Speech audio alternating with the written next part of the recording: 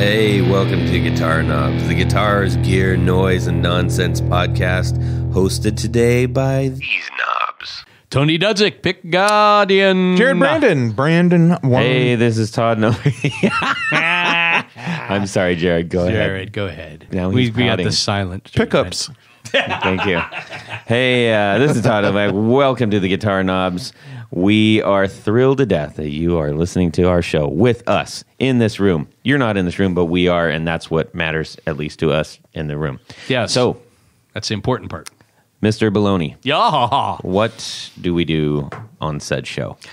Well, sometimes we have dinner, and then sometimes we talk to people Who are having dinner? who are having dinner, and then we like to talk to builders. Yep. Builders Love of boutique gear. it. Yes. And boutique gear would be guitars and amps and pedals and pedal boards and pickups and pickguards Yep. and 101ers. Yeah. Yeah. Yeah. It's my favorite. We do all that stuff. Yep. Learning. And so we like to talk and get the stories and what's coming up. Where'd they come from? All the things. All the things. And if this is your first time, show of hands, take both hands off the wheel if this is your first time. Hold them up. Use your knee. It's all right. Welcome if this is your first time. For real.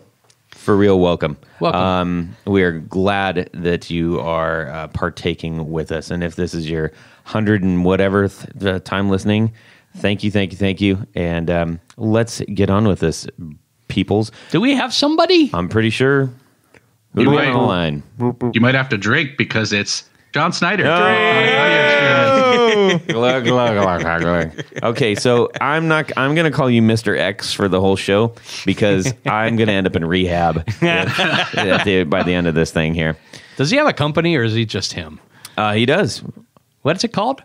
Electronic audio experiments. Ah. Yeah, a mouthful. also known as EAE. Whoa. I.O. Yeah. So, who are you? Boy, that's a deep reference. All right. Yes. John, welcome to the show again. Again. This is number 2. Yeah. Number 2, Yes. So Electric Boogaloo. You and maybe I think 2 other people are in the running for the Alec Baldwin of our show. Dubious honor. So we're thrilled that you're here. We've got some awesome pedals on our table that we can't wait to talk about and just find out generally what you have been up to and where you're headed and all that business. And for some people, this is going to be the first time hearing you, which I think will be a real treat for them. Ladies and gentlemen, we have one of the foremost leaders in the pedal building industry, somebody who has greatly influenced many, is mentoring several, and continues to be an inspiration for most of them. Well, thank you. That's a very fair assessment. Yeah, thank you. Well done, Todd. That's what I do. I assess fairly. Let's get a couple of announcements real quick. We want to say a big fat thank you to Rode Microphones for the Rodecaster Pro, our lovely black mothership here, collecting our voices with twinkly lights and levers and knobs. It's amazing. It's a beautiful piece of equipment. Fantastic piece of equipment. If you are thinking about doing your own podcast or recording for whatever reason in your home or your basement or whatever, you can record up to 4 lines in, Yeah. as well as a USB and a phone and all kinds of business. You can do all kinds of and stuff. It's super easy, and Yeah. it records right to a micro SD. How hard is this? It's just not complicated. Not hard. You It's don't hard need a if you real don't have reel anymore. microphones, though. Yeah. What kind of microphones should go with this? Well, we would suggest the Procaster microphone. For podcasts. Yes. And that comes with the The articulating arms, if you will? articulating arms. That's I right. love those. So big fat thank you to Rode for that business. All right, we also need to address something from Barefoot Buttons. Everybody, so for those of you who don't know what Barefoot Buttons is, a lot of times, especially if you're on the Instagram, you'll see some pedals and there's like a little aluminum colored disc on where the foot switch is. Mm-hmm. That's to make it easy to hit it. That's right. And to make it not mess up your feet. That's why they call it Barefoot Buttons originally. Especially if you don't wear shoes. It sounded better than gig foot buttons, I would imagine, which is really what I find them very, very Rhymes useful with for. Bigfoot. Yeah, that's true. that's right. That might have worked, actually. But they are barefoot buttons, and they are a really solid group of people and very, very nice people. And I think that's important. Do business with nice people. And they make cool stuff. They make cool stuff, and in front of us we've got the mini buttons. These are smaller sized, so They're they for don't- infant feet. Yeah, infant feet. Yes, these mini buttons have become one of the most popular buttons for barefoot. It's always great when you come out with a new product and it goes like hotcakes. At the low profile design, so these are not only smaller in diameter, But they're shorter. So what they don't do is block LEDs. So some pedals have LEDs really close to the foot switch. Yep. I've got a couple. Yep. Actually, I mentioned it on one of the last shows. Yes. These prevent it from doing that. They also are great if you happen to have two foot switches. Okay. We've seen a couple of those. I think our buddy Mikey makes some stuff like that. Yes.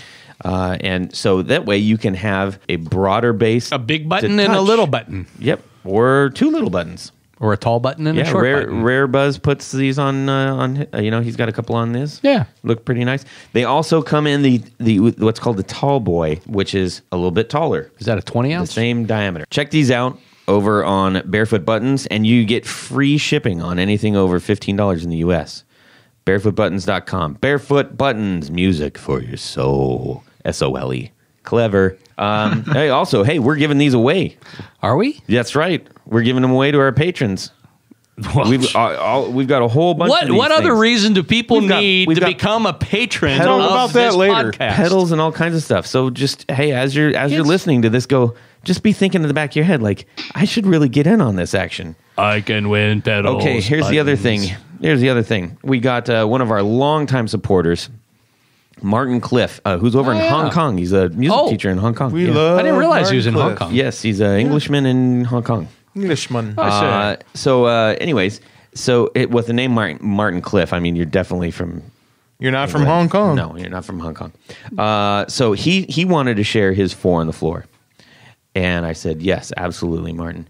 So first is the Shure Shiba Drive Reloaded. It says, I've had a variant Shiba Drive on my board since early 2014. It's kind of tube screamery, but a little bit more open sounding, and the Reloaded model has a little bit more gain and brightness. The original Shiba Drive is fairly dark sounding pedal. It tends to be my go-to rhythm sound, but stacks really well too. All right. All right.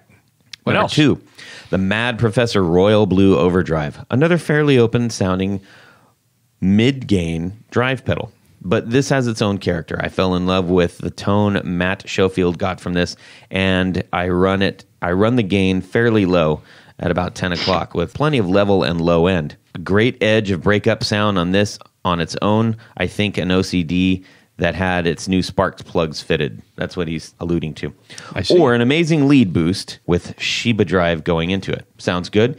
Next is the MXR Carbon Copy. This has been on the 4 on the floor many times. I've owned a ton of delay pedals. He lists out like 20 of them. He obviously hasn't tried ascending. That's maybe not, but I keep coming back to the humble Carbon Copy. It just sounds better than any other delay pedals I've used. I think I bought it in 2011 or something, and it just keeps earning a place on my board. Next is the Strymon Flint, also been repeated. I'm going to have to do some sort of a list.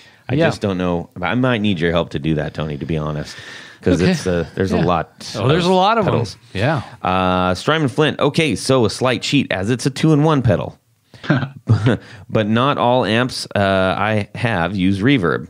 Plus, some of the reverbs in there sound really lush as more of a special effect thing. And the tremolo sounds are amazing. Thanks again and keep up the good work. All right, we'll do that, Nice. Martin. We appreciate your... Didn't the Dr. Z, that's what the pedal they recommend for their new little amp? Well, that's one that they were playing with. Yeah, they that really was- loved that. Yeah, it was a good... I mean, good reason. I mean, it sounds pretty dang good. Yeah. Solid. Yeah. Anyway, so there we have it. Those the announcements, ladies and gentlemen. Can we get into what's going on in our music world this week? Tony. Big news. Well, not really big news. So I don't know if other people have been somewhat bombarded with Eastwood's clearance sale emails, but I was. And there were a couple of things that tempted me a little bit, but the final one tempted me the most. So they're having a half-price deal on they call it their Sidekick 300. And it's actually their version of a Mosrite 350. Originally, they were stereo, but they did a mono version. So it's basically Semi Mosley's take on a Telecaster, except it has a droopy horn, Right. which is even better. Just like Jared. I'm happy. But anyhow, I saw it, and I'm familiar with the original model, and I said, well, and it looks. I'll see when it's here. I'm sure it's going to be fine. I've got a couple of other Eastwood things. The price was right. Of course, I'll do some upgrades to it, but really cool guitar. So I can't wait for that to get here. But I succumbed to it, and then I'm working on a new wiring diagram for it to make it a little more closer to, at least look-wise, what the original one was, which had actually 2 jacks on it and a little toggle switch or slider switch, and so I'm going to do a series parallel with the pickups, and then more to come once I have it here. Well, that's awesome. I succumbed to the email. Thanks, what color? Mike. What color? I got it black, just for you. Really? Yes. No glitter guard, though. Black with a white guard. Yes. And are you going to make any kind of crazy guard for it? No, I'm going to make a 3-ply parchment guard for it. Okay. I'm a little more conservative than you. I guess so. Maybe. John. Tell us what's going on in music world. Well, I'm going to spare you guys my latest Eurorack synthesizer purchase because that has been a whole rabbit hole. But one cool new thing is that I've had this solo ambient music project going on for years, and I just made a new album that came out on Bandcamp. It's called the project is called Ember Wreath, and it's a bunch of sort of warm, fuzzy, drony stuff with guitar and synthesizer and a little bit of violin. Recorded Ember Wreath, Yep. Okay. Yeah, I can send you guys a link to drop in the episode description.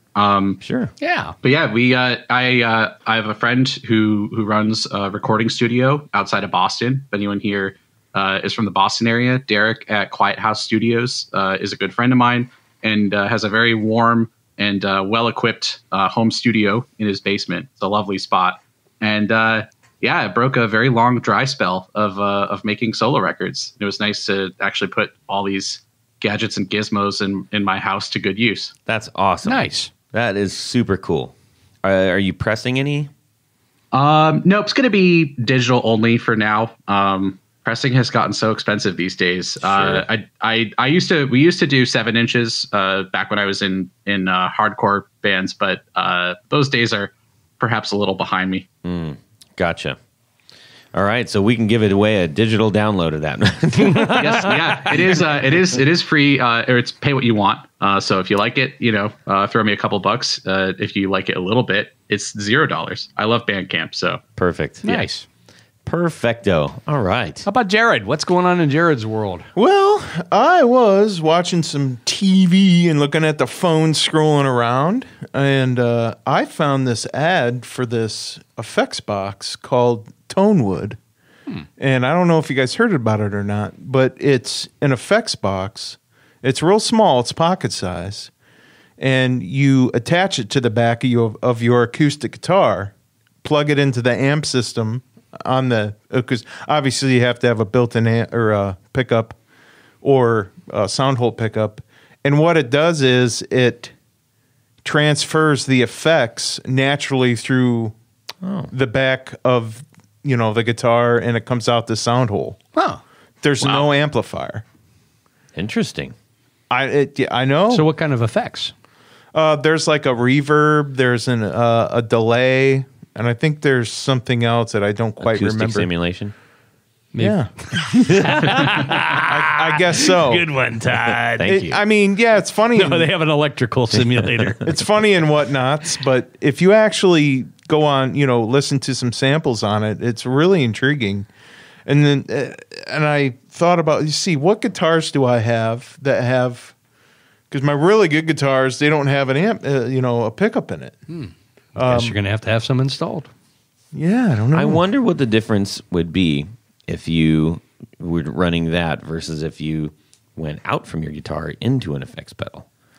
Into an effects pedal and then through an actual amplifier. Or a DI or whatever. I think the whole idea is to just have the sound come out of your acoustic guitar only. Because it just blends with everything else that you're doing naturally. Oh, so you would use it in an intimate setting. Sure. Okay, so you're not amped. I think it's just for maybe your own enjoyment with other people, or sitting around a guitar circle with some buddies. Campfire. Yeah, something like that. Right. So that really caught my eye. I looked into it, and I might get one of those here down the road. Oh, well, that'd be cool. You have to bring it in and show Full us report. how it works. Yeah. Oh yeah. Oh, yeah. How about you, Todd? What's going on in your music world this week? Well, we did a show. We had an awesome. By the time this comes out, it's going to be like a couple episodes, but whatever. We played a pre-Halloween show. You did the Eddie Van Halen thing, right? No, I did not. Sick of Eddie Van As Halen? good as I am, I didn't. I've been asked many times. The lung cancer, Eddie? I did. It was the Ramones-a-thon / Glen Fest. So there was 9 bands, and we did 9 Misfits tunes, and it was glorious. No Ramones tunes? No, we didn't. Why? Because they didn't feel right with our band. It was more natural for us to play the Misfits. Anyways, blah, blah, blah. Why? So they had a back line. Yes. This was my first time. I've been well, never mind. I'm not going to get lurid about that, but Defrocked? no. when you lose rank. I played through a Marshall JCM DSL 2000. There you go. I've got one of those. Do you? Yes, I do. That's the good one. Yep. With a 1960A cabinet. Sweet. Hated it. Of course you Oh, didn't. no. You want to use mine? From behind, like from where I was, and I was playing through Les Paul with P90s, my double cut special. Should have sounded great. Your Jared Brandwound pickups in it, which sound amazing through my amp. And I plugged that thing in, and I was like, "Oh no, the people are going to hate this. It sounds awful." And it was so like bright and brittle sounding, and just Oh, you got to turn the bright switch off. It wasn't my amp, and they just said, "Don't touch anything, just plug in and go." yeah, Because we you- were all on like you got 20 minutes to get on and You off. could have spent an hour with all those settings. I mean, Yeah. there's a lot of them there. So, anyways, that my first experience, and I had never played through a proper Marshall half stack ever. That was the first time. Well, there Oh, you that's go. a bad first experience. It really was. I'm not gonna lie. But I was like, "Hey, how did it sound out there?" And they were like, on one hand, they were like, "Hey, it sounded pretty good." But the thing that made me actually happier was that they're like, "But your normal sound is awesome." And I was like, "Cool, all right, I'll take it." So I've been there before. I've been to gigs where you're using someone else's equipment. You don't get the sound that you want, Yeah. and it's frustrating. yeah. Yeah. I've been there. Totally. I know how Yeah, you feel. it sucks. Yeah. So, anyways, I'm not knocking Marshalls or anything. It's just that was my experience. I think you were and knocking Marshalls. I was knocking my experience with that one. Okay. For whatever reason. And I don't know what all those numbers mean. So, we are going to get into some other stuff right now. 1, 2, 3, 4 on the floor. All right. John Snyder of Electronic Audio Experiments. Give us your 4 more on the floor. So this is the second one. Do you get it? You're very clever. All right, here we go. My first one is the Death by Audio Apocalypse. I became friends with the DBA crew at last Winter NAMM. And we'd been talking for a while, and I helped them debug a new project they're working on. And as a thank you, they sent me an Apocalypse. And it absolutely lives up to its name. My favorite thing about it, aside from the like obscene amount of gain that it has, is the tone control. I had thought that, from videos, it was like a Big Muff tone control where it's sort of super woolly on one side, super piercing on one side, and then scooped everywhere else. but it sort of morphs from a bass boost to a mid scoop to a mid boost to a treble boost, and it sounds good no matter where you set it. I got to fire it up at band practice for the first time last week and was just floored. It handles low tunings really well too, which is something I appreciate. Just an all around good time. So yeah, DBA Apocalypse. Awesome. Yeah. The second one is the Boss RV3. So I had one of these around circa 2010, 2011, and I loved it, but I sold it chasing some other stuff. And I always kind of regretted it. And prices have gone down on them because there's just so many options for reverb on the market these days. So I finally picked one up again for like $95 shipped. And I think for what it does, it's just perfect. Like it's this very cold, unapologetically digital sort of sound. It's dense but it sits in a mix really well. If you're playing in a band with a lot of guitar stuff going on, and say you're playing with a lot of gain, the RV3 is still going to cut through and sort of give you the atmosphere that you need, especially at like really aggressive settings with like a high mix and a lot of decay and stuff like that.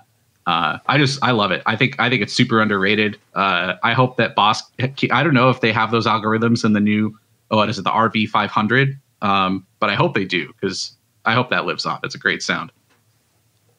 Cool. I'm surprised by that one a little bit. I'm just saying. Well, it's I don't know. Maybe I think maybe it's my own personal taste, rather than it being like an objectively good pedal. I suppose one might argue that it's 1990s state of the art. But there are still musicians who use them, like up until probably mid 2000s. Radiohead was using them. They're probably all on Strymon stuff now, but a lot of the sounds on like Kid A and Amnesiac, a lot of those reverb sounds are RV3. And then who else? Yonsei from Sigur Rós used one for a really long time.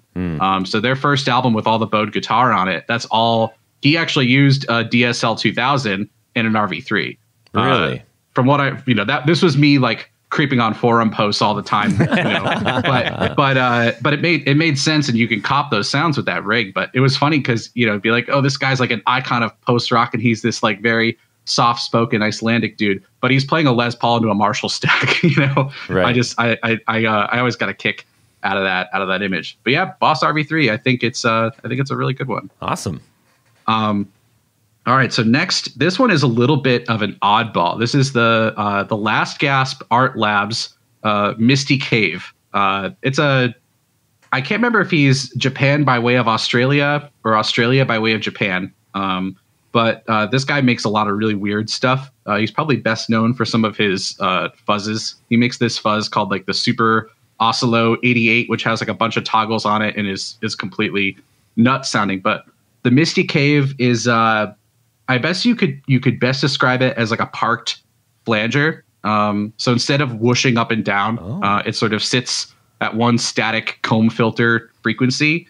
And so you can tune it to a note that you're playing, either with the knob on the pedal or with an expression pedal. And it kind of like rings against and resonates against your guitar sound. It's a very haunting texture. I love it. It's cool. That sounds awesome.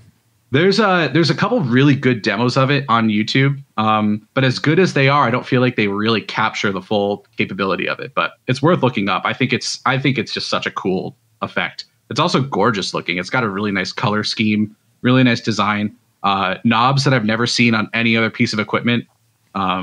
It's great. I love it. Very underrated. I like it. I'm going to look that one up for sure, because I'm not familiar with that at all. Cool. Okay. All right. The final one. I almost included this in my first one, but I already had one delay pedal, so I'm going to talk about a different delay pedal, which is the Digitech PDS 2020 Multiplay. It's from I want to say it's like mid 80s.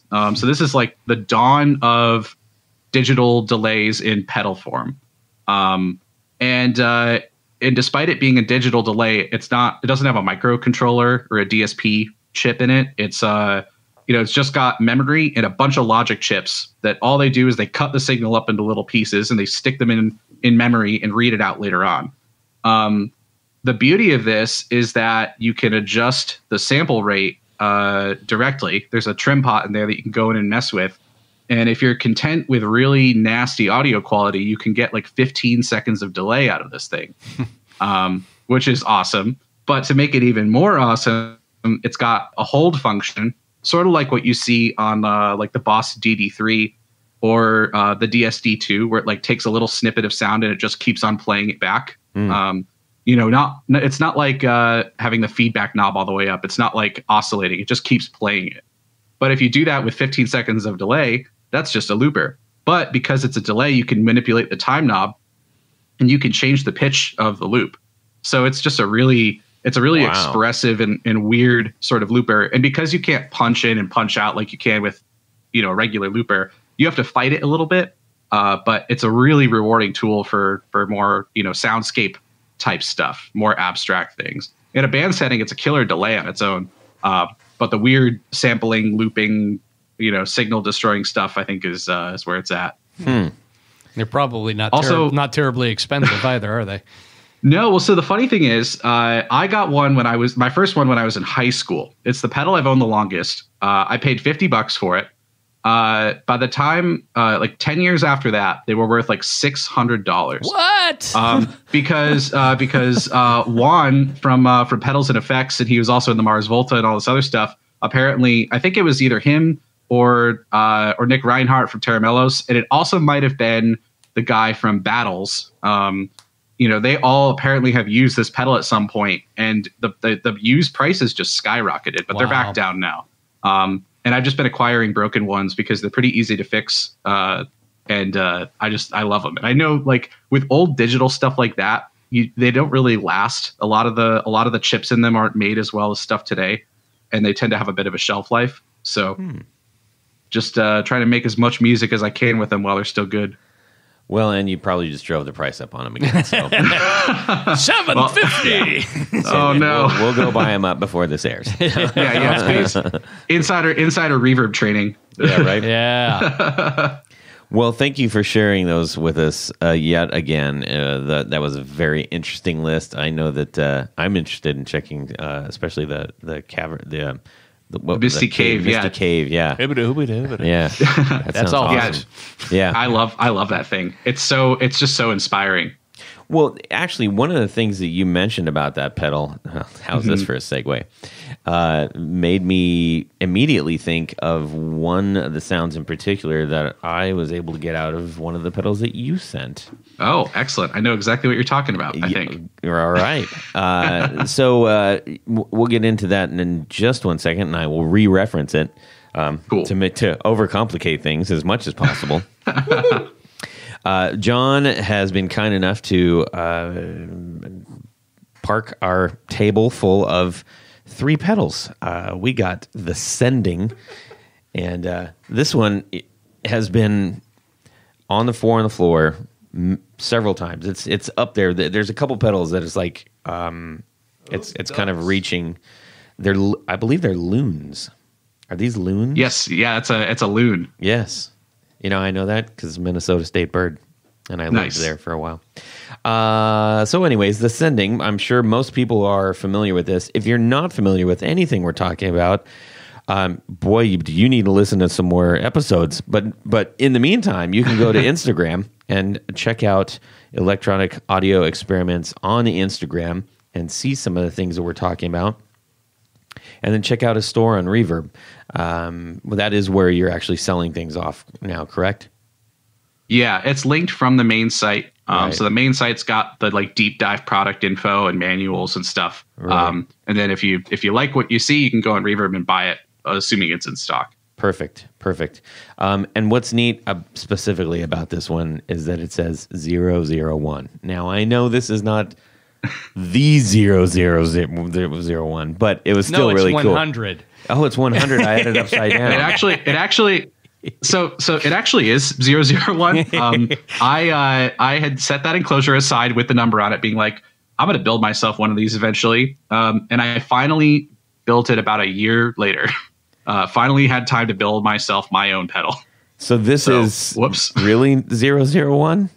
Yeah, that's, it's not the first one I built, but it's the one I set aside for myself. I like it. Well, it was sort of like I don't know. It's weird. I kind of geek out about this. I opened it up and I was like, what? It's like, like a first, what's that? First pressing for a book? A first edition? Yeah. First edition. Kenny Rogers band. That's right. Sure. Anyways, so awesome pedal. We're going to talk about that. Then we have your brand new halberd. Yes. And just came out this week. Last week. Holy moly, we got a lot to say about this. We also have Hypersleep, which is a great name for a pedal. Right. Thank you. Yeah, very cool. And this is a very unique pedal. Let's start with this one real quick. And so we're going to talk about the pedals a little bit, and then we're going to get in for, just kind of, we'll do a little recap on kind of who you are and where you got here and all that stuff, how you got here. Totally. And then where you're going. So this pedal, the Hypersleep, it looks like you were dragging it behind a car for a while. Yeah. This is a prototype number 3. Yes. So that enclosure was lasered by my friend Adam at Acid Splash, who I don't think is etching anymore, but he did some good stuff with a laser, and that finish is I'm pretty sure that's just rattle can spray paint, and I've taken that thing to a bunch of trade shows. I've taken it to shows. I've showed it to countless people because that's the enclosure where every time I build a new prototype, I'd take out the old one and put it in there because I loved it so much. It is beautifully ugly. Yes. And apparently whenever it was sprayed, it looks like they put it right on some bubble wrap because it made a bunch of bubble wrap marks on the back. Yep. I'm not sure if it was your wife brushing her hair with this pedal or whatever, but boy, oh boy, there's like all kinds of... I have a dog and a cat. Okay. So, that's a long-haired dog. What kind of dog is this? He's a border collie mix, and he does have long hair. Goodness He's a weird. Sakes. It's longer I could go Tony's on about hair. my dog. Okay. Yeah. Yeah, this is why I stopped putting Velcro on pedals because my house is full of hair. Well, that's good in case you fall down. Yes. Yeah. I opened up the sending, and first thing I did, I was like, "There's 2 big long hairs in here." So I thought, "Oh, that's nice. It's a little gift." That's how I looked at it. That's how you can tell the DNA. Yeah, that's how I know it's DNA of real. the It's not some cheap black market ripoff. Certificate of authenticity. There's hair in all of our pedals. DNA. It's a hairy pedal, huh? Yeah. If there's not, send it back. We'll put it in there. Okay, so the Hypersleep. This is a 6-knob pedal. So you're going to have some splaining to do. Yes, yeah, definitely. So I guess so the Hypersleep is an analog reverb. There's a lot of analog reverbs, spring and plate reverbs obviously are analog reverbs but it's a physical device that is rattling around and vibrating and resonating that gives you the echoes. In the Hypersleep, there's a bucket brigade chip, sort of like what you'd see in an analog delay, like sending or like a memory man or a carbon copy. But instead of having one input that gets delayed some time into the future, it's got one input and 6 outputs that are all staggered from each other to sort of emulate room reflections. It's a very ham-fisted approach, and it came out like right before people started to be able to do this digitally. So it occupies a weird place in history because essentially none of the pedals that were made with this chip were commercially viable. So why am I bothering, do you ask? Why are you bothering? I have a friend. I have a friend who has an absurd collection of old EHX pedals. Shout out to Dan if you're listening to this. He's great. And one of them is this pedal called the Solid State Reverb. And I plugged it in, and I was absolutely I was blown away by how this sounded. And it uses the same chip. And so I got to mess with that one for a while. I did trace it because only like 6 or 7, I think, were ever made. Less than 10 for sure. Wow. It's a real hen's tooth. And you could tell that it was definitely a product of bug-fueled mania of 70s and 80s electroharmonics. They probably don't have schematics of this anymore, and the engineer who designed it probably doesn't remember that they did it. But it's a very clever idea, and I looked at that and I said, okay, I feel like I can do better because I have access to modern parts. I have access to microcontrollers where I can have more control over the circuit with a program and everything. So what we ended up doing with the Hypersleep was we did a way nicer filtering and mixing setup to mix the dry and wet signal together and keep the noise floor nice and low. And we added a digital clock and LFO so that the chip is driven very nice and happily. And you can have an LFO that's super low noise, and it can go from like a subtle up and down warble to just full on, space insanity. John, can you describe what an LFO does for anybody that may not know that? So pretty much everyone's heard a tremolo effect before. Your sound is just going up and down in volume.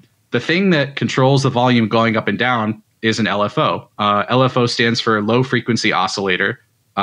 When we say low frequency, we mean it's slower than audio. And so if you're turning something on and off much slower than the audio, you just hear the volume going up and down. There's LFOs in choruses and flangers and phasers, and of course tremolos, vibratos, all sorts of things. So they're very commonplace. And Hypersleep also has an LFO to sort of modulate this like artificial room size that's created with the chip. Oh boy. I'm never going to be able to explain that on the unpacking thing that I just did that you would have seen by now. But I'm going to reference this show, so I won't have to. What is interesting about this, from my point of view, aside from the amazing technical wizardry that you just described, for 6 knobs, it kind of has somewhat of a singular sound. It's very useful, especially if you're going for this kind of sound. And the way you said for the specific room, it sounds like a specific kind of a room. Totally. Where most you can say, I want this kind of room or that kind of room or this other kind of room or 2 rooms.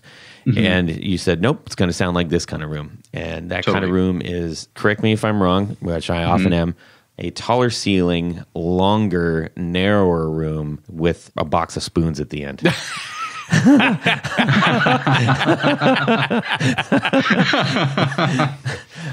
Yeah, pretty much. I think you nailed it. Lots of Thank you. tile.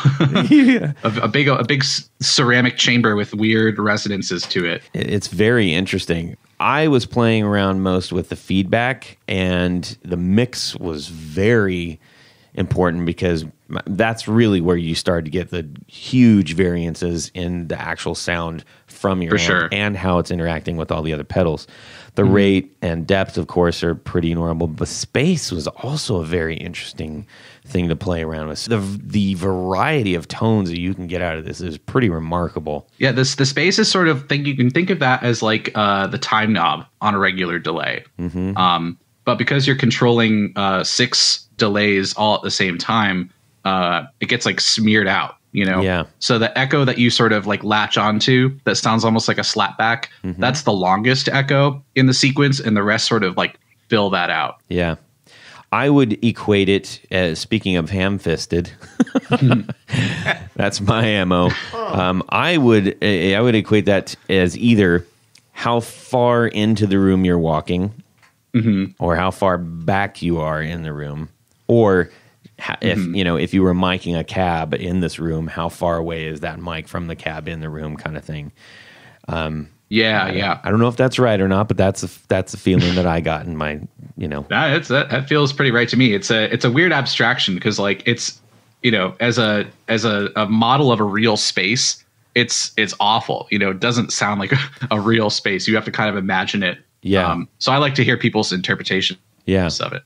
I think it's also important to note that this is probably one of those pedals, and we've talked about this many times on the show, where sometimes you plug in a pedal and you're like, welp, but when you plug in that pedal with other friends, with other pedals, that's when you start getting like magical sounds that you didn't have before. Specifically, immediately when I plugged these three in and I put them all in a chain, and I only had these ones on. I didn't plug them into my normal board or anything, and I had them going into my Super Black Magic. I was like, well, looks like the Black Angels just showed up in my living room. It sounded awesome. I mean, it anybody familiar with that band? If you get these three pedals and you put them all together, that's very much what I felt it sounded like. So you can kind of get an idea of maybe what this pedal can do. Okay, so next we have the sending, and yummy. we talked about this. Tony, why don't you? I liked it, and I'm glad to hear. I didn't crack the back of it to see what it was, but I'm glad to hear that it is an analog delay, because that's what my ears indeed. heard. I said, "What magic are you working using digitals?" But I really, I kind of, I think one of my favorite features was the pre and post. And if correct me if I'm not correct, but if the does that only affect the delayed signal, or is that the So the pre is the gain control for a preamp that's right at the beginning. Okay.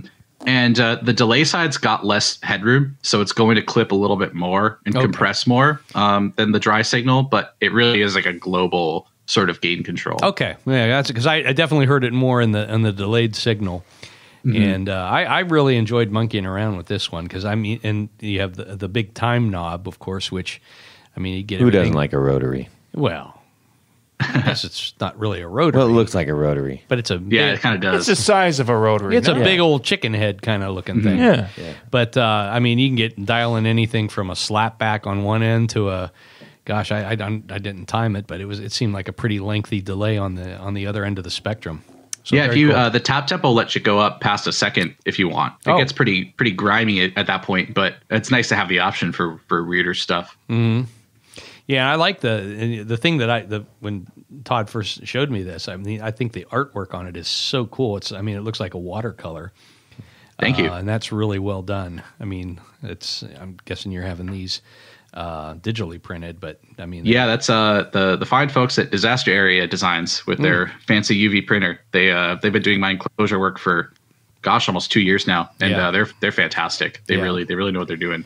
So yeah, that was, but honestly, I think I like the. We're not there yet. Okay, but you can use an expression pedal on this too, right? yes, I did. I So didn't have one to use, but you can plug one in. Looks like, right? Yeah, so there's an extra jack on there, which you can actually use an expression pedal to control the level of the repeats, which is an accidental feature that we discovered later on. Its intended purpose is an effects loop. And so you can patch in, my favorite application is to put like a chorus there. So you can get modulated delay with that. If you crack open the back, you'll see that it's 100% full. There is no more room for any more parts in there. And it's, we were thinking about adding things like modulation or whatever, but we literally ran out of space when I was designing this. And that's what it ended up being. But I realized that an effects loop would let anyone who really, really wanted modulation or some extra filtering on the repeats to be able to patch that in there. So many people have said this is the best sounding delay that they've heard, period. Is that arguably your most well-known pedal at this point? It's honestly hard to say. I think the Model FET probably has the most crossover appeal. That's the one where, someone who I've never interacted before will be like, hey, I got a Model FET and I love it. I'm like, cool, that's really awesome. What's your deal? Like, you're not part of the, it's getting outside of the circle of Instagram people who buy a lot of pedals. Yeah. Which is an exciting thing because it's a cult status pedal. And so it's trying to break out of that is always a good thing. And I don't know if Sending has quite reached that. It's certainly my most distinctive looking effort, and it also from my side, like the most ambitious thing that I did. Even just hand building those was really an exercise in patience. It was that pedal that motivated me to go to surface mount for everything going forward, which is something we could talk about later on, because it was an interesting journey to say the least. But yeah, those hand wired ones definitely have a special place in my heart. They were quite an ordeal. Yeah. Well, Wow. that's a great segue because I'm looking at the back of the halberd, and that just made me think, boy, oh boy, if this was, boy, you'd have to have one heck of an enclosure to put this thing in. If these were all hand wired here. Oh yeah. Whew. So there's a lot of bits and bobs in this thing. So this is the halberd. What is a halberd exactly? So it's a medieval polearm. It's sort of like an axe on a stick. And the short answer is I just really like D&D, so I'll pull things. I'll pull things out of D&D to name stuff. You know, obviously, you know, long sword, halberd. Sending is a D&D spell. You know, I'm sure I will use many more D&D things for naming in the future. But yeah, you know, I think for drive pedals, I've sort of gone with a pointy theme for them. This is true. This is true. This is actually a great segue because the halberd in its very earliest form started as the preamp from Sending. So if you turn the mix on Sending all the way down, the pre and post knobs are doing basically the same thing that they do on the halberd. But the halberd also has 2 extra gain controls, or 2 extra tone controls, rather, the high and low controls. And in order to make those work correctly, in order to give you a full range of tones, in order to give you a little bit more gain on tap, I had to completely redesign what was under the hood to make it sound right. The Sending preamp was so balanced out for exactly what it was that if you change the tone in any way, the EQ response, it did not work right. And so I had to obsessively design and redesign this thing to get it to work. And that's not to get into all the stuff I had to do with the power supply and the switching and, you know, making a germanium transistor cooperate across a big production batch and all this other stuff. But, well, it's a very but it's finally here. pedal. It came out. Yeah. Sure. With only 4 knobs, it's an overdrive. You know, doesn't sound exciting. It does. Yeah. Well, it's when I say it's unassuming, it's also just it's sort of a dull red. It's not a. You know, it's not a, hey, look at this. It's MXR red. It's like, it looks almost brutish with a UT, not a OOD, you know? You know, so when I plugged in, I was like, wow, I wonder what this is going to do. And man, you start messing with those knobs. And I couldn't stop talking about it when I got to Tony's place and gave him the pedal. I was really blown away by how interactive that pedal was, and the sounds it was making my amp do were really, I think, rather exceptional. And I don't mean sounds as far as like all the range of crazy sounds. I mean, you classify it as a medium gain pedal, but it is so much more than that. I told Jared, it took my Supro Blackmagic and it made it sound like there was about 3 of them stacked on each other. Not necessarily just louder. It was this dynamic that I didn't have before. The pre-knob, the more you dial it to the right, you get a drive, but you also get a compression. Yes. And that was so special to the sound. Yeah, I think that's you know, like for what I was going with, like a mid-gain overdrive. You know, sometimes I feel like you turn them up and, you know, it kind of like skips right over its sweet spot. You know, goes from, you know, like pushing your amp a little bit to just like putting a hard edge on your playing, you know? Whereas with this one, I wanted that middle region to be a feel rather than a sound. You know, like it feels like it's got more gain than it has. It feels like there's like more like leaping out of your strings than just like that having it off, you know? It really does, and this is an important thing. I play, I guess, relatively hard. The music I'm not playing isn't like, you know, I'm not doing doom or anything like that. But I play hard because I want that to come across out of the amp, and sometimes that can wear on you as a player. And it can also, as a listener. And as a listener, yeah, because you can get real spiky bits. And I know that's, well, everybody's like, well, that's what compression's for, dummy. I'm like, yeah, I understand that, but I haven't met a compressor yet that makes my tone sound like it still has muscle. Yeah. There's sure. something about most compressor pedals that I feel like I'm losing the life out of it. And I'm not a pro, so I probably haven't got it right. But I will say that this pedal, immediately I recognized that I could make it sound like it's had a ton of muscle without having to put a ton of muscle into it. The other thing that's important to note about that is that means you're not having to hit your strings with, brute force, which also means you're getting more clarity in your tone because your strings aren't going berserk. Yeah, I mean, I noticed being it, engaging, disengaging, and I mean, as you said, the volume level wasn't significant. I mean, I had it set so that was kind of like unity gain. Yeah, but the difference in the overall, I guess you could really feel it more low mids, pushed air. Yeah, totally. And I like the fact that it's so the highs are really, it's more of a high cut. Is that right? If you go, if you go to the right, they get cut more, and to the left a little bit less.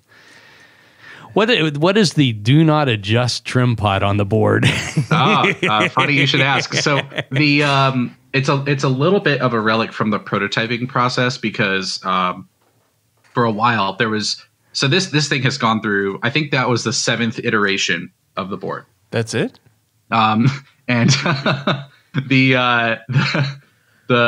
God, I obsessed over this thing for months. But the thing that I found was that the germanium transistor is really, really sensitive to where the bias is set because when you start to amplify a signal too much, it starts to reach a point where you can't amplify it anymore.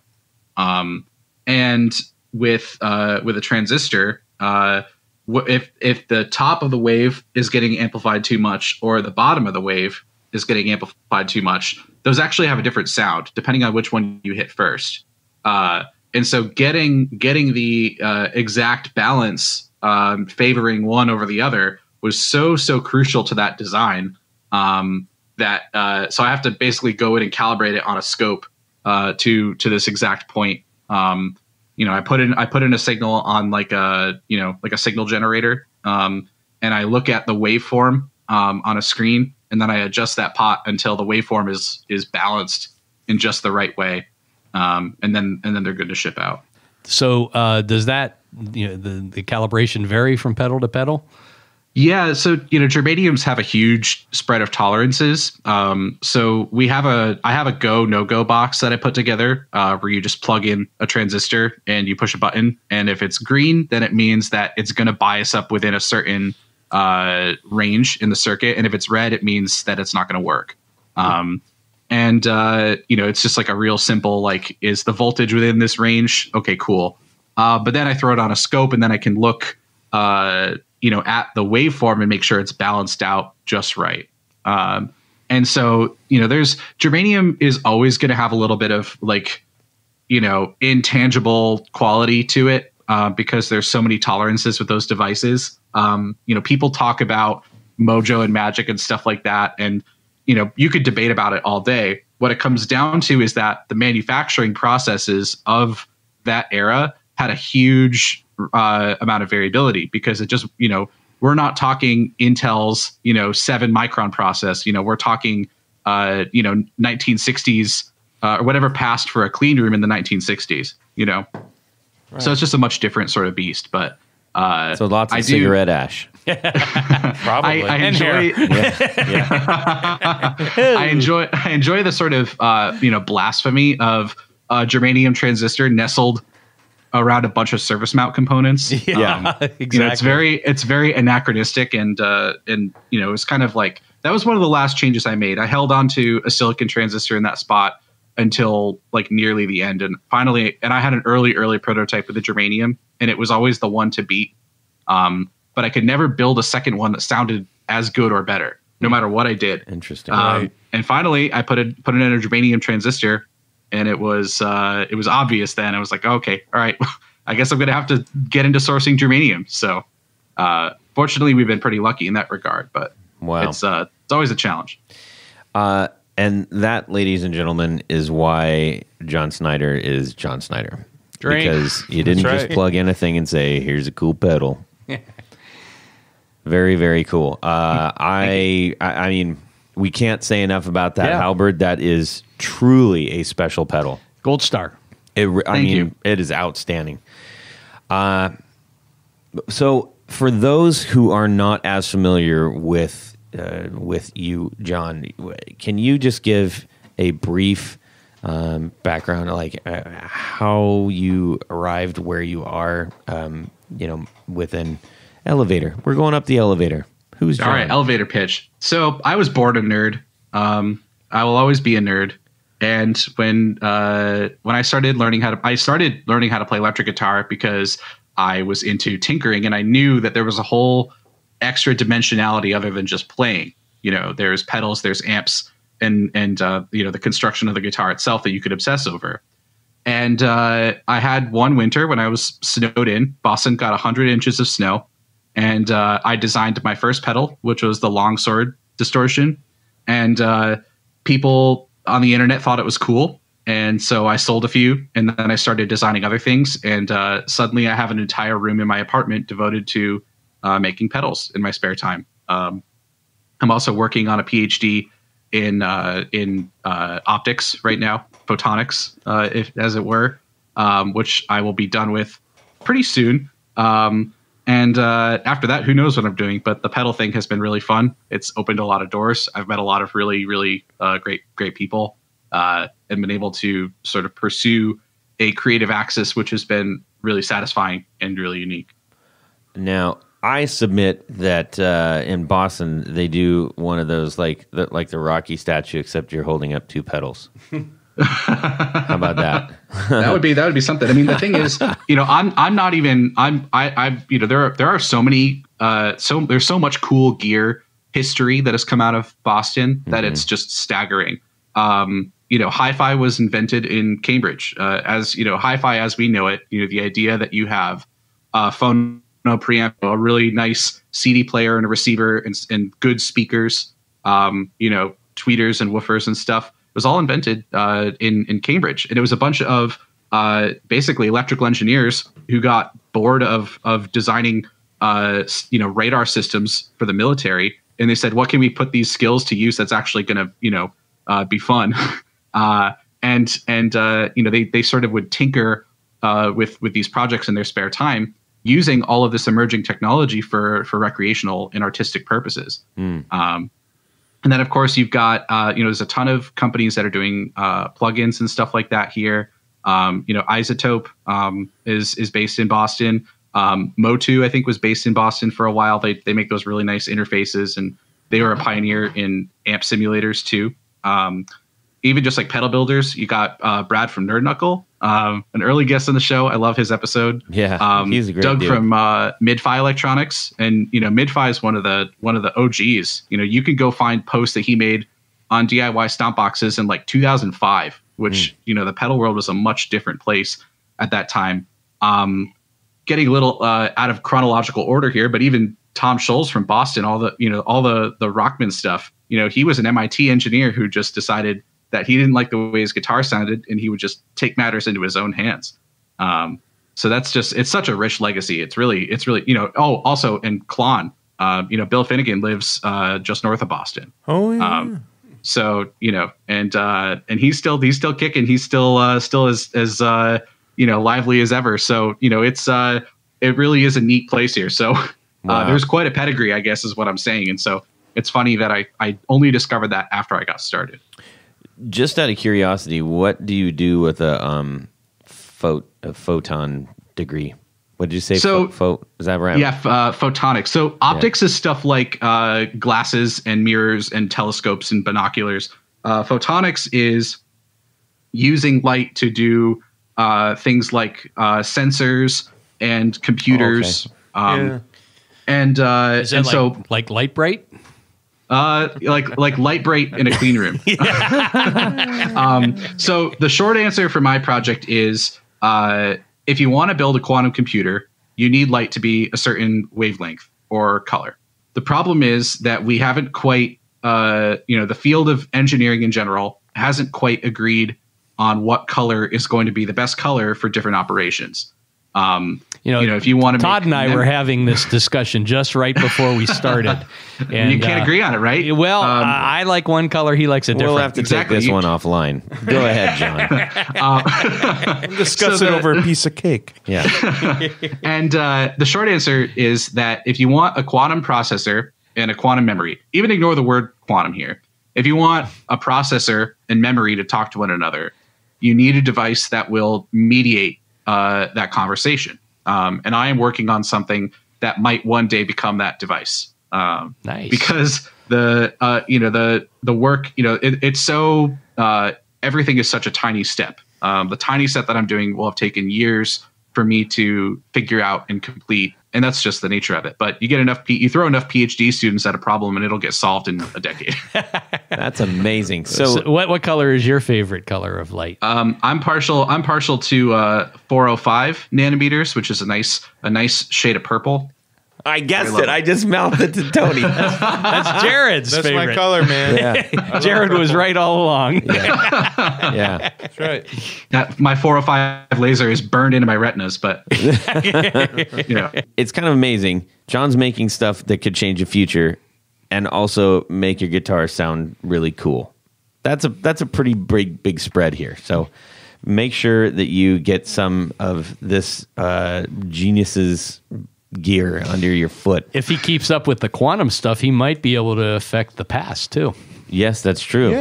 yeah, we don't want to get into time travel. I'm not supposed to talk about that. All right. Well, John, thank you so much for sharing as much of as you have with us. It is always a pleasure to talk with you and to drink to your name. Yes. So, Drink. yeah, exactly. Jared, you got a little something for us here? I do. How about we have a little bit of Would You Rather? Very nice. Ooh. This week's Would You Rather is from our new executive producer, Maestro. Tommy Manasco. Yeah, all right. Would you rather? You can have your dream rig, your guitar amps and pedals, the whole shebang, but you can only play at home alone. Or would you rather you can play out with any band at friends' places, live shows, etc., but you can only use the first rig that you've ever had? That's a great question. It is. That's a really great question. We've had episodes where we talked about our first rig, like way back in the early stuff. I wouldn't go listen to that if I were you. Just bypass that. Anyways. Yikes. All right. Tony, go ahead. Well, I'm trying to remember what my first rig was, and I'm sure it wasn't very good. But the real stickler here is only being able to do it in your house. I mean, what's the fun in that? If that's your lot in life, a lot of fun. It's still, to me, the whole thing of music is going out and playing and, sharing the music with everybody. So, you know what? As much as my old rig probably was, as bad as my old rig probably was, I'm going to go with option B, where I have to use that rig, but I can play with any band and at any venue and all that fun stuff. Okay. That's my final answer. All right. Jared. Well, I kind of know how it feels to have all the stuff you want and to just play at home. Because I'm kind of there right now. Yeah, I'm very satisfied with the collection of gear that I have, and I'm just playing it at home because I don't know. I don't really play out much anymore because I'm always doing pickup stuff. There you go. So I'm going to go with the first rig and start playing out. What was your first rig? It was a late 70s Harmony. It was a half pint guitar. It was small. And it didn't even look like a Strat. It had two horns. It was awful. It was, my parents could barely afford it. And my dad had a PV, I want to say it's like one of those XR 500. It was a PA system. Oh, mixing board, yeah. Yeah, but it looked like an amp head, like it was the shape of a head. Right.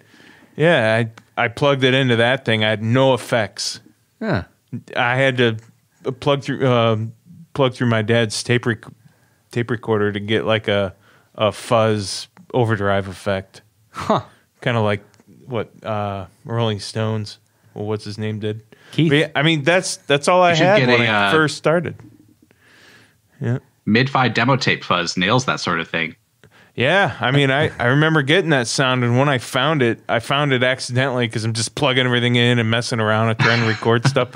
I'm like, whoa, this sounds awesome. You thought you broke something, didn't you? At first, I was like, oh no, is this bad? And then I just kept doing it. Oh, this sounds so good.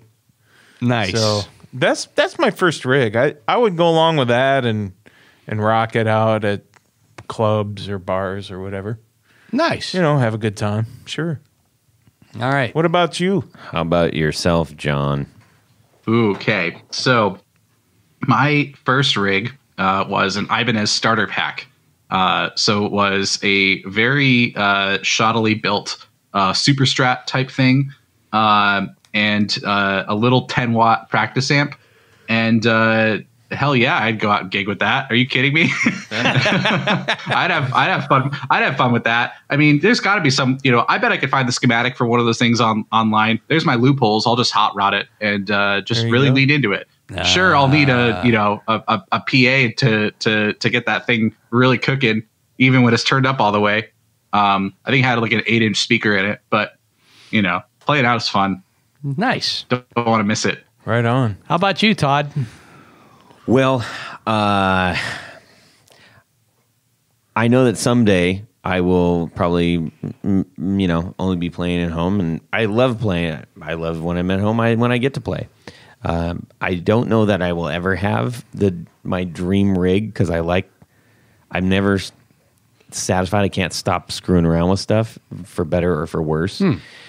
And I have a great passion for playing out and playing my music. So I'm going to go with my original rig.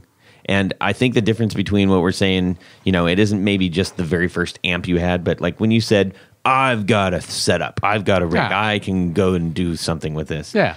That would have been, I had a PV Special 160. Yeah. And I had a rack mount Chandler tube driver.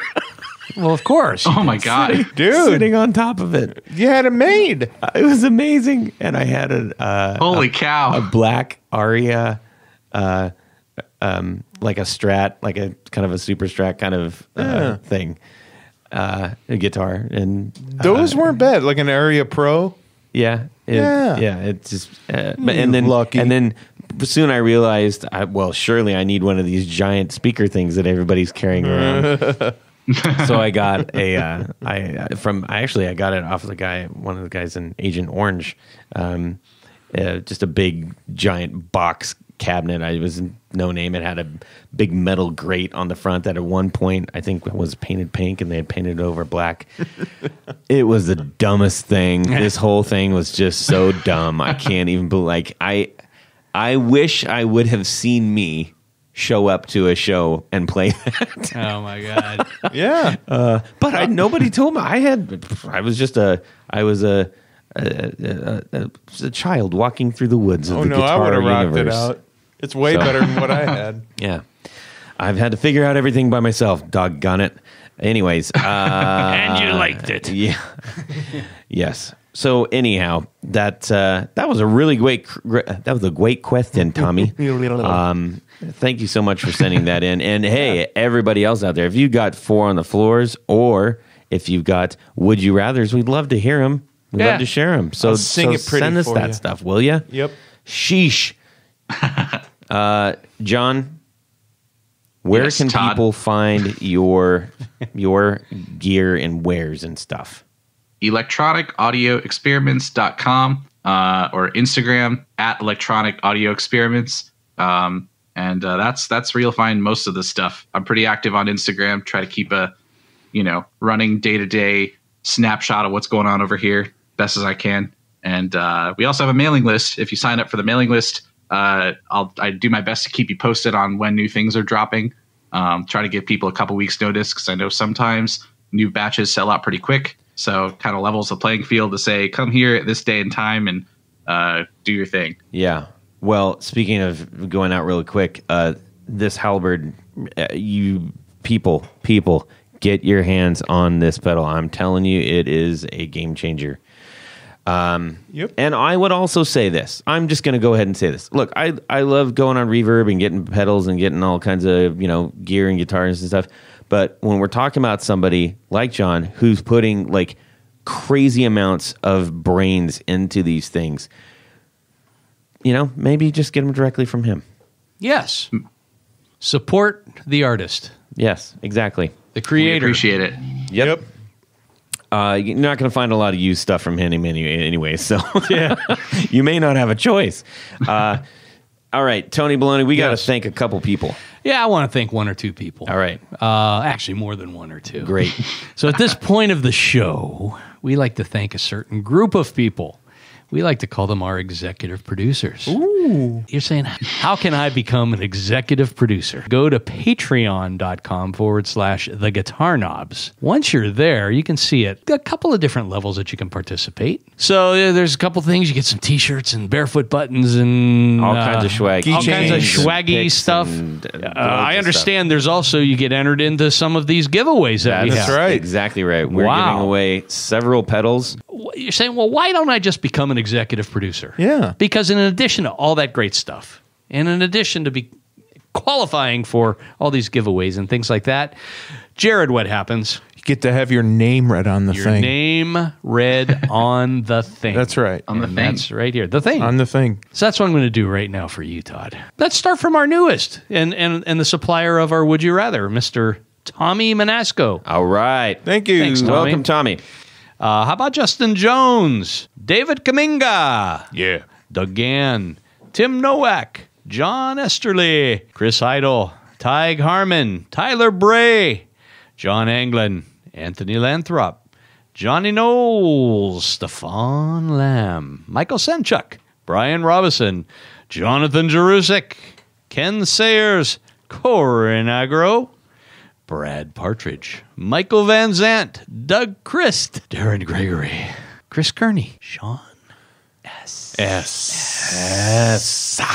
John Daly, Martin Cliff, and Tom Barazin. All Thank you, right. everybody. Thank you guys so very much. You truly help out our show. That's right. It is of great importance, these people that we read off, and also the people that we don't read off who are at the second level. Thank you. Tony, Yes. where can people find you?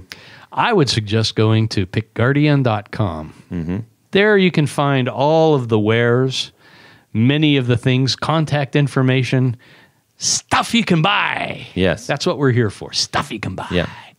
If you want to see some of the projects and photos of some of the oddball gear stuff that we talk about, that I talk about, go over to Big Guardian 1 on Big Guardian 1 Instagram. on Instagram. That's Thank right. you. Thanks for helping me, Todd. You're welcome. Jared? You can find me at brandonwoundpickups.com. You can get some new old-looking pickups to match your old guitar, or you can get some Old new looking pickups. to match your new or old-looking guitar, because I always mix that around. Hey, whatever you want, the sky's the limit. Get a hold of me. Look at my Instagram, because I post really cool, odd, weird stuff on You there. have a group active too, don't you? I do. I got a little group going on the old Facebookaroo. Yeah. So Outstanding pedals. Thank you. Not pedals. pedals. thank you. I work very hard on my That Brandon Wound was John. pedals. Outstanding pickups. Todd, how can people get a hold of you? That's you right. can fire me a DM at Guitar Knobs on Instagram. And you can also shoot me an email, todd@theguitarknobs.com. We love to hear your stories. We love to hear any feedback you have. So with that, we want to have a ginormous thank you to John Snyder of Electronic Audio Experiments. Slow clap, slower. Thank you. Slower. Okay. John, it's been a pleasure as always. And likewise. Thank you. We are thrilled for the next thing that you come up with that you get to share with us beyond the magnificent halberd. All right. Everyone, have a fantastic guitar week and subscribe. Yeah. I love you. Love me too. Bigger than usual. No. Are my eating sounds a problem? Because I can shelve this. They're bigger than these. No. Monasco? That means they're not bigger than usual. Yeah. Well, so that's they're in true. between. No. I don't know. No. Yeah. Monasco. Bigger than what you have now. Eat, even Papa. Nobody likes a skinny Santa Claus. Well, that's it for these knobs. Please visit our Patreon page at patreon.com/theguitarknobs. Visit our website at theguitarknobs.com for all of our past episodes, 4 on the Floor blog, and other good stuff. You can connect with us on social too at our Facebook page and share your gear and stories on our Facebook group. Also, be sure to check out our Instagram at Guitar Knobs. Catch you next time.